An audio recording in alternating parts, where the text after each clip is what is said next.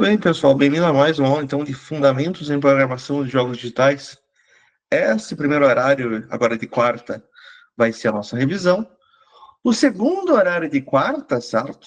Vai ser a quarta aula, vai ser a nossa recuperação. Muito bem. Não vamos perder mais tempo, certo?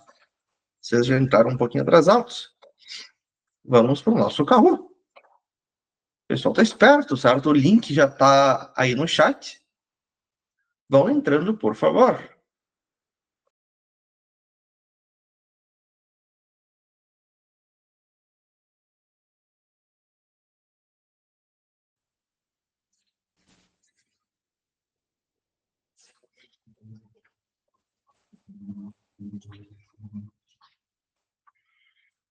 Primeira pergunta. Um algoritmo deve ser efetivo. O que significa? Qual o significado de ser efetivo? Ele usa muitos dados, que cada passo pode ser realizado, que ele é novo, que ele é famoso. Vamos começar devagar, obviamente, né? Cada passo deve ser possível de ser realizado, sabe? Não posso ter passos que são impossíveis para o computador fazer, certo? Ele tem que conseguir realizar aquele passo. César Vitor EZ Gorgon Knack. Maravilha. Em jogos, por que a abstração é uma ferramenta de design tão importante? Para garantir que o jogo não tenha bugs, para escolher as cores do menu, para deixar o jogo mais difícil, para focar na mecânica principal. Isso não fica na realidade.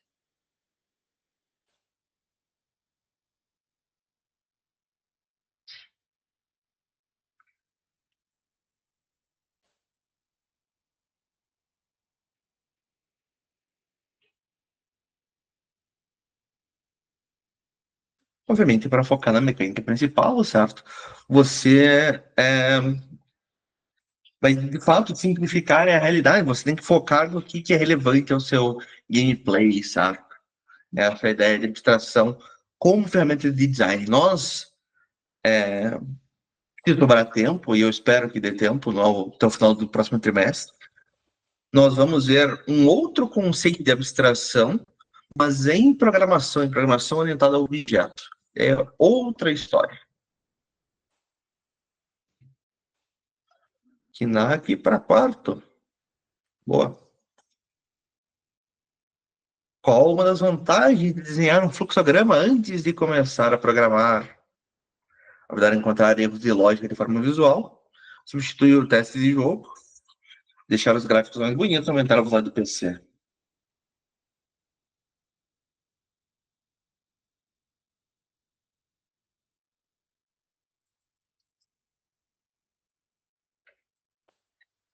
Não tem nem dúvida, né? Não vamos perder tempo. Muito bem. Qual situação em um jogo é um exemplo claro de estrutura de decisão? A tela do título aparecer, a música do fundo tocar, verificar se o jogador tem uma chave para abrir uma porta, o personagem andar para frente.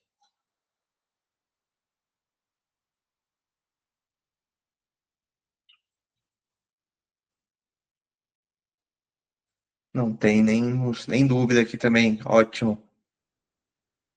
Knack sobe mais um para terceiro. Em qual situação de jogo uma estrutura de repetição seria mais útil? Estrutura de looping, certo? Para mostrar a vida do jogador, para decidir qual item comprar, para salvar o jogo uma vez, para o inimigo patrulhar entre dois pontos repetidamente.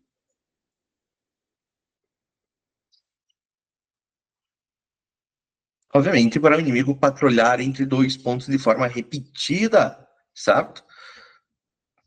Estava na resposta, certo? De forma repetida, uma estrutura de repetição você vai utilizar, certo? Ah, professor, onde mais que eu poderia utilizar? Além da lógica dele patrulhar entre dois pontos, a animação dele andando, por exemplo, a animação dele parado, certo?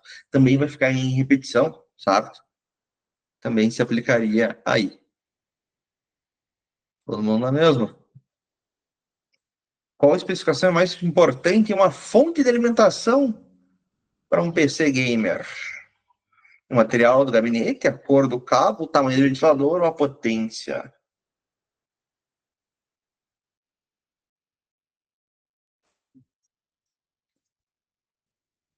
Uma aula que nós vimos lá no começo, certo? Obviamente, a potência que é medida em watts. Sim. Tá. Muito bem. Ter mais memória RAM em um PC geralmente permite o quê? Deixar a internet mais rápida, aumentar o espaço do SSD, ter mais programas abertos ao mesmo tempo, ou melhorar a qualidade do som?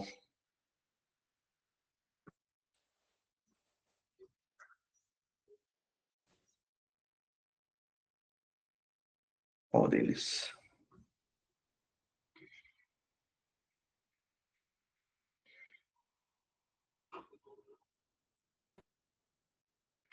Obviamente, ter mais programas abertos ao mesmo tempo sem lentidão, certo?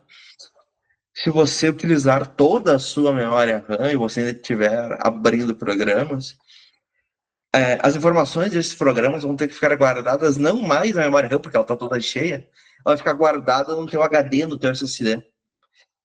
E o tempo do computador para consultar ali, em vez de consultar na RAM, é muito mais longo. Você vai sentir muito mais lentidão ao utilizar os programas.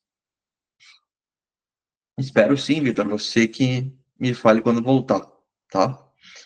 É, essa parte, putz, ocupou toda a memória RAM, tá tendo que colocar as informações dos programas abertos em armazenamento, certo? A gente chama de memory swap, tá? E isso é uma lentidão brutal, tá? Então você tem que ter cuidado com a quantidade de programas que você tem aberto, a quantidade de abas e tudo mais, tá?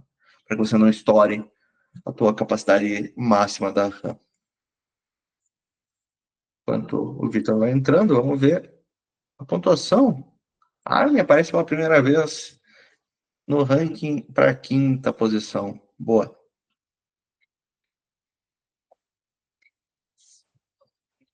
Entre lá, Vitor, e a gente já prossegue.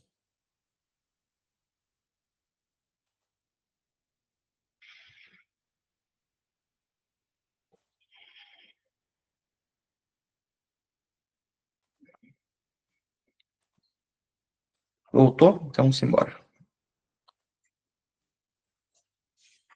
O Android ou o Windows, que gerenciam todo o dispositivo, são qual tipo de software? De sistema de programação, aplicativo ou utilitário?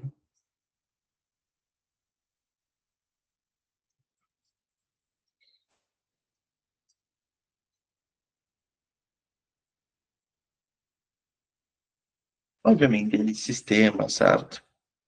Não tem nem dúvida. Para quem colocou de programação, software de programação é o que nós vamos ver na nossa próxima aula, certo? Terminada a nossa recuperação, nós vamos começar de fato a programar, tá? Nós vamos programar num programa chamado Visual Studio Code, né? O VS Code, tá? Ele vai ser um exemplo de software de programação, então, tá? Nós vamos programar na linguagem Python. Né? Você tem que instalar a linguagem no seu computador, tá? O interpretador da linguagem. Esse Python também é um software de programação nesse ponto. Opa, mudanças grandes. Eze em terceiro, Anderson para quarto. Próxima. Adobe Photoshop é um exemplo de software, taranã, pois seu código é fechado. Um exemplo de software livre, um software proprietário, software de sistema ou software de código aberto. Qual deles?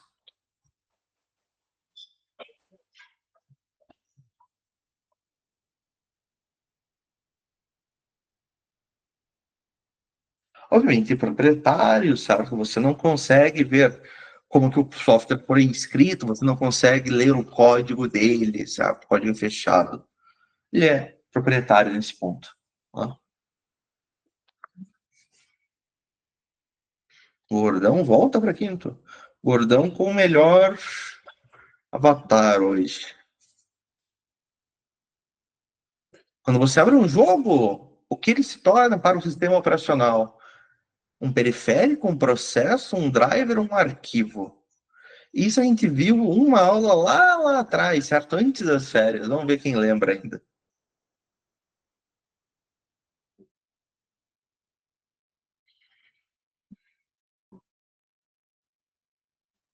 Se torna um processo, pessoal. Periférico, lembrando, periférico é aquilo que nós conectamos no nosso computador, certo? São aparelhos que a gente conecta. Ah, eu tenho um mouse USB, certo? Esse mouse USB é um periférico, a mesma coisa um teclado, uma webcam, um microfone, o que for, tá? O que você conecta nele são periféricos. No Windows, por exemplo, se nós abrirmos o gerenciador de tarefas, ele vai mostrar para mim todos os processos que eu tenho aberto. Aqui. Cada um desses caras aqui é um programa que está rodando no meu computador, certo? Todos eles são processos, então. Repare a quantidade que eu tenho, certo? Muita coisa em um PC moderno. Tem uma alteração. Próxima. Um controle de videogame, um gamepad, é um periférico principalmente de entrada, híbrido, armazenamento ou saída. Repare, principalmente, certo? A função principal. Ele é de entrada, tá? Ele pode ser híbrido, mas não são todos os controles que são híbridos, certo?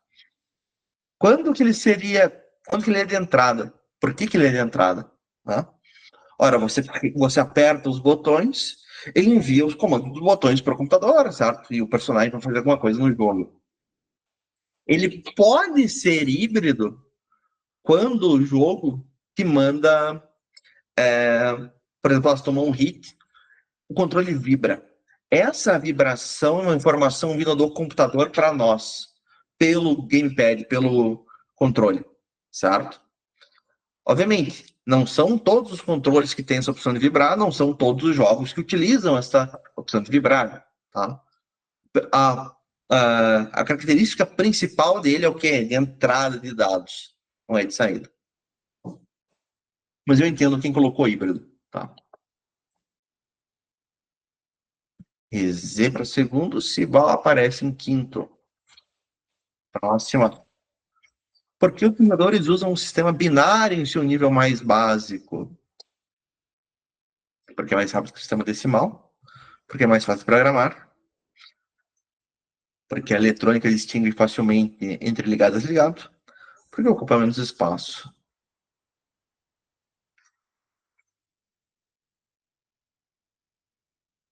Não, temos sem dúvida que é por causa da eletrônica. Todo mundo se mantém. Um algoritmo para comprar um item, a etapa, verificar se o jogador tem dinheiro é parte do processamento, hardware, saída ou entrada. Ela, obviamente, é uma estrutura de decisão, certo? Mas ela se encaixa uma dessas opções. Qual delas?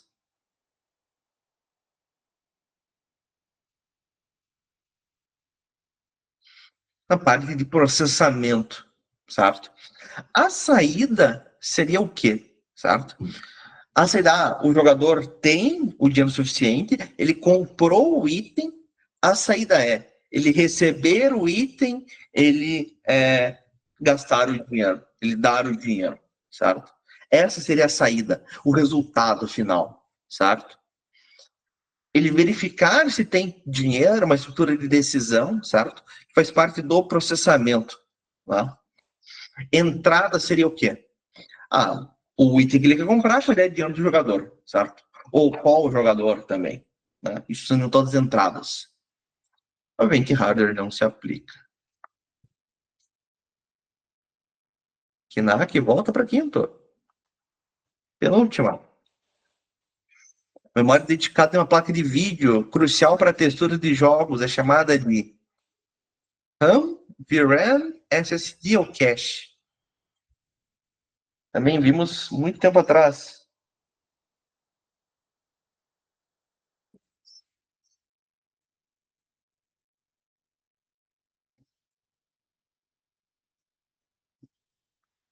VRAM, Video RAM, certo? Muito bem.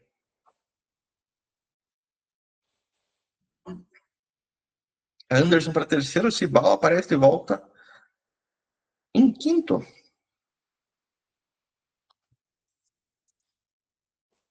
E a última, uma sequência de passos claras e finita para resolver um problema, é a definição de... Essa aí tá dada também.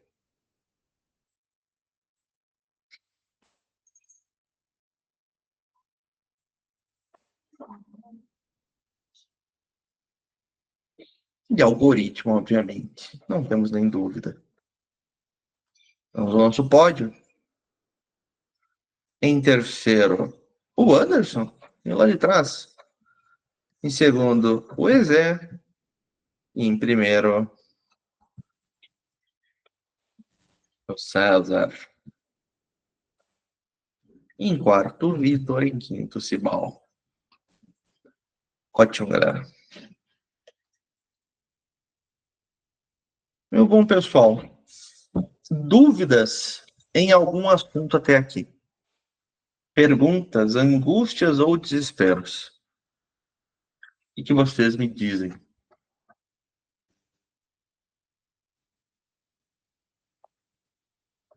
Tranquilos? Não estamos?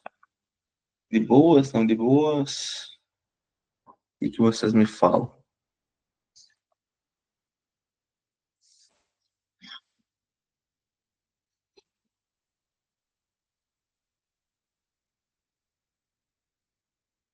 Nenhuma dúvida?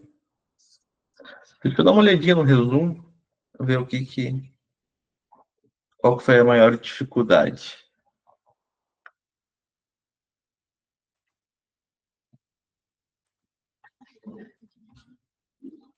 Só um segundinho, deixa eu olhar o relatório aqui que ele gera.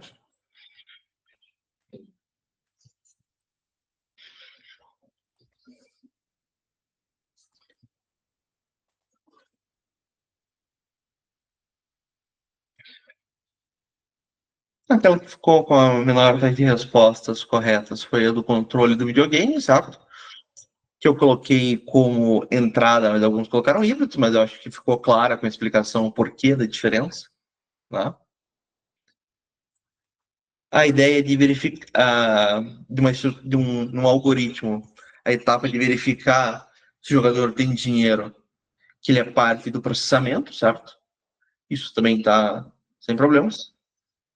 A maior dificuldade é a internet, tenho certeza que sim. Né? O que mais? A parte do software proprietário, tranquilo. Vamos relembrar o processo, que bastante gente errou a esse do processo. Vamos olhar rapidinho ali. E a gente logo continua.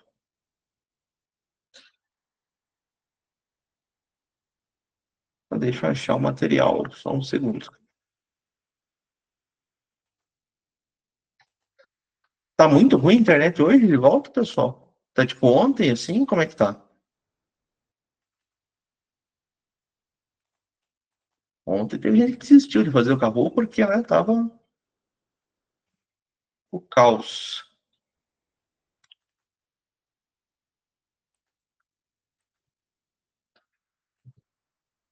Quão ruim está hoje.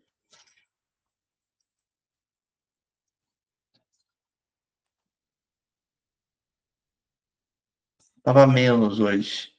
Menos ruim, você diz?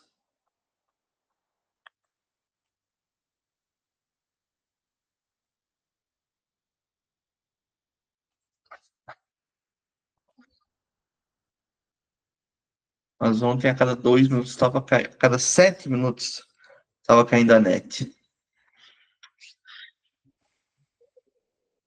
Que saco, né? Que pena. Muito bem, pessoal. A parte de processamento aqui, então, que alguns de vocês erraram. Tá? Qual que é a ideia de um processamento? ele é cada programa que está em execução, certo?